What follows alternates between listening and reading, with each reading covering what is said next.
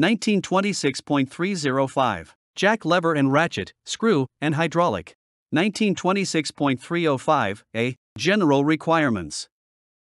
1926.305a. 1. The manufacturer's rated capacity shall be legibly marked on all jacks and shall not be exceeded. 1926.305a. 2. All jacks shall have a positive stop to prevent overtravel.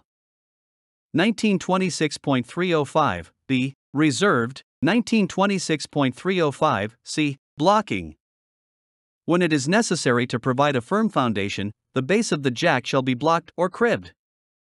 Where there is a possibility of slippage of the metal cap of the jack, a wood block shall be placed between the cap and the load.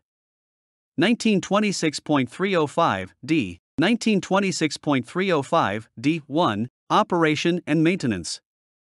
1926.305d. 1. After the load has been raised, it shall be cribbed, blocked, or otherwise secured at once. 1926.305d. 1. 2. Hydraulic jacks exposed to freezing temperatures shall be supplied with an adequate antifreeze liquid.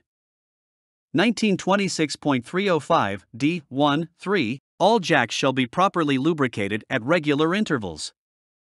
1926.305d. 1. 4. Each jack shall be thoroughly inspected at times which depend upon the service conditions. Inspections shall be not less frequent than the following. 1926.305d. 1. 4a. For constant or intermittent use at one locality, once every 6 months. 1926.305d. 1. 4b. For jacks sent out of shop for special work, when sent out and when returned. 1926.305d. 1. 4c. For a jack subjected to abnormal load or shock, immediately before and immediately thereafter. 1926.305d. 1. v. Repair or replacement parts shall be examined for possible defects.